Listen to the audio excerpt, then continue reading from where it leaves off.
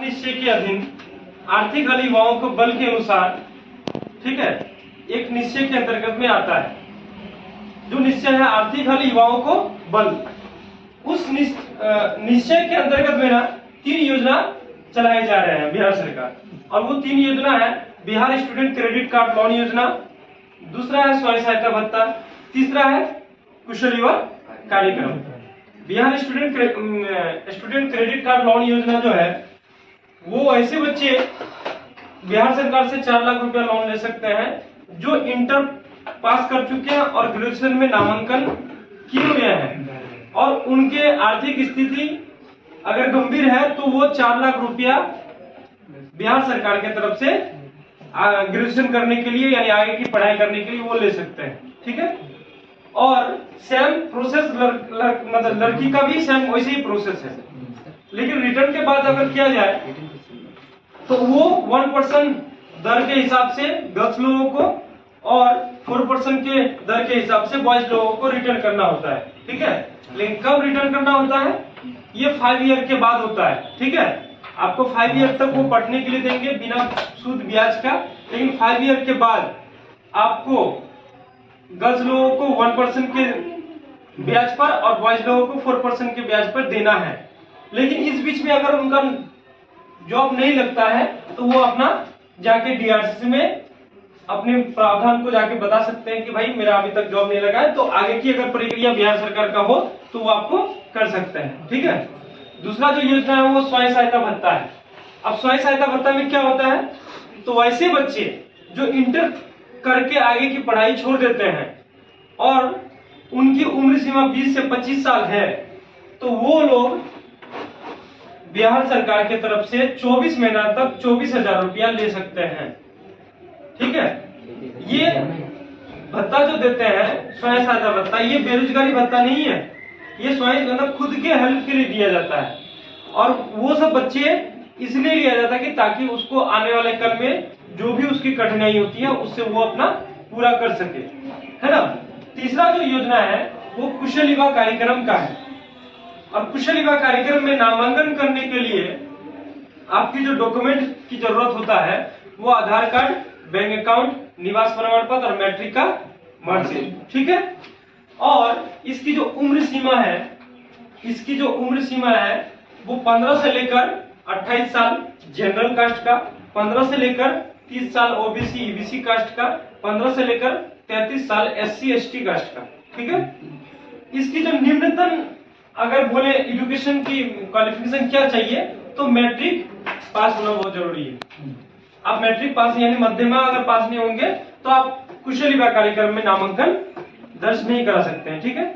अब कुशल युवा कार्यक्रम में नामांकन करने के लिए आपको क्या करवाया जाता है, तो कुशल युवा कार्यक्रम में ना 3 कोर्स किया जाता है, ठीक है। पहला है BSCIT, दूसरा है BSCLS, तीसरा है BSCLS। अब BSCIT क्या होता है, तो BS का अर्थ होता है बिहार स्टेट, CIT का फुल फॉर्म होता है CIT, C से सर्टिफिकेट, I से इंफॉर्मेशन, T से टेक्नोलॉजी, है ना। और फिर दूसरा हो गया BSCLS, B से बिहार, S से स्टेट, C से सर्टिफिकेट, L से लैंग्वेज और S से स्किल। तीसरा है B से बिहार, S से स्टेट, C से सर्टिफिकेट, S से सॉफ्ट और S से स्किल। ये तीनों कोर्स का व्याख्या हम आप लोगों को बता देंगे। ऐसी बात नहीं कि अभी मौखिक किए तो आपको नहीं बता देंगे ना, बता देंगे। तो ये सब तीनों योजना के बारे में बता दिया, लेकिन अभी वर्तमान में आप लोग कुशल युवा कार्यक्रम में पढ़ने के लिए यानी कुशल युवा कार्यक्रम का कोर्स को पढ़ने के लिए आए हैं ना, और आज से आप लोगों का क्लास स्टार्ट है, तो कुशल युवा कार्यक्रम के बारे में आप लोगों को जानना बहुत जरूरी है।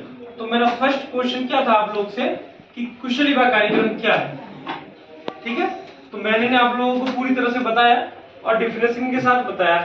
इसको मैं लिखित रूप से आप लोगों को लिखवा दूंगा। अभी फिलहाल मैं आप लोगों को कोर्स के बारे में थोड़ा सा बता दिया ना। आप इससे पहले क्या करते थे, ये इस क्वेश्चन का आंसर हम लोग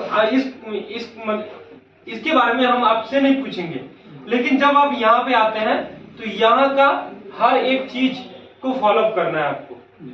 कारण ये है क्योंकि अगर आप हर चीज को पर्सनली ले लेंगे तो फिर प्रोफेशनल चीज छूट जाएगा। ये आपका एक प्रोफेशनल प्लेस है और इस प्रोफेशनल प्लेस में आप पर्सनल मत हो जाना है, ठीक है।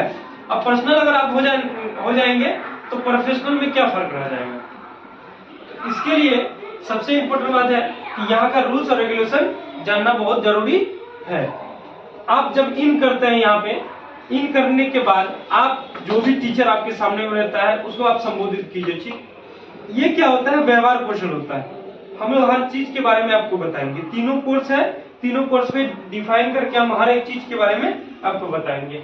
आप जैसे इन करते हैं यानी जैसे प्रवेश करते हैं, तभी आप जिस भी सर को देखते हैं या जो भी सर आपके यहाँ पे प्रेजेंट में है यानी वर्तमान में है, उनको आप संबोधित कीजिए।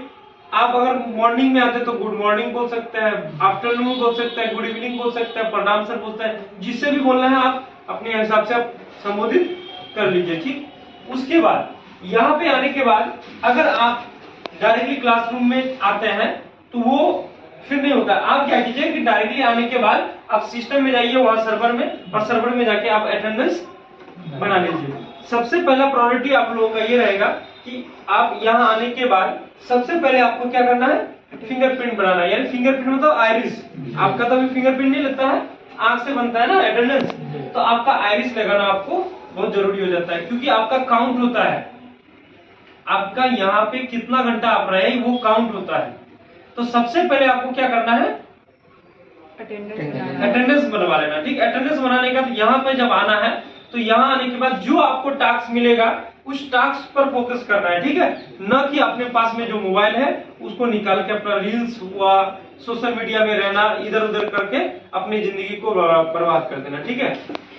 और खासकर आप जब यहाँ आते हैं तो यहाँ का रूल्स रेगुलेशन को ही फॉलो कीजिएगा, अपना रूल्स रेगुलेशन नहीं कीजिएगा, ठीक।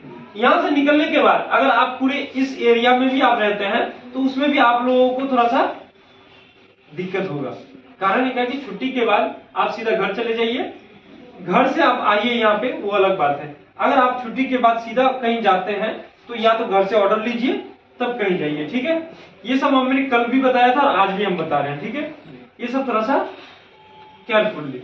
और कोई भी टीचर यहाँ पे जो भी वर्तमान में आपके साथ में टीचर है वो आपसे कई गुना ज्यादा उनके पास ज्ञान है तभी वो यहाँ पे है। अगर ज्ञान नहीं रहता तो वो भी आपके तरह स्टूडेंट होता और आपके तरह बेंच में बैठा हुआ रहता है ना। तो उन लोग से अभद्र व्यवहार नहीं करना है, ठीक है। अगर आप उन लोग से अभद्र व्यवहार करते हैं तो बाबू वो मेरे ऊपर में नहीं आएगा, मेरे से वो अटैच नहीं होगा, ठीक है। तो ये सब चीज थोड़ा सा ध्यान से, ठीक है। और आप जब यहाँ आते हैं तो मोबाइल को आप थोड़ा साइलेंट ही करके रखिए, ठीक। बाद बाकी जो आपको यहाँ पर मोबाइल दिया जाता है उसको यूज कीजिए। कब यूज कीजिए, जब उसका जरूरत होता है तब। ऐसे मोबाइल यूज नहीं करना है, ठीक है। जब जरूरत होगा तब यूज कीजिए, नहीं तो नहीं कीजिए, ठीक। हम कोई कोचिंग संस्था नहीं चला रहे हैं कि बाहर में आप जो कोचिंग संस्था में रहते थे जिस हिसाब से वैसे नहीं रहना है। यहाँ एक प्रोफेशनल प्लेस है, नॉट ए पर्सनल प्लेस। तो इस प्रोफेशनल प्लेस में जिस हिसाब से रूल्स और रेगुलेशन है उस हिसाब से करना है, ठीक है। समझ में आ गया?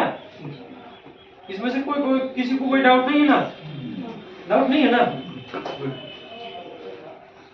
अब जो है ना, जो कॉपी नहीं लाए हैं वो तो लिखेंगे नहीं, किसी से पेज का पन्ना ले लो और कलम ले लो, हम कुछ लिखाएंगे।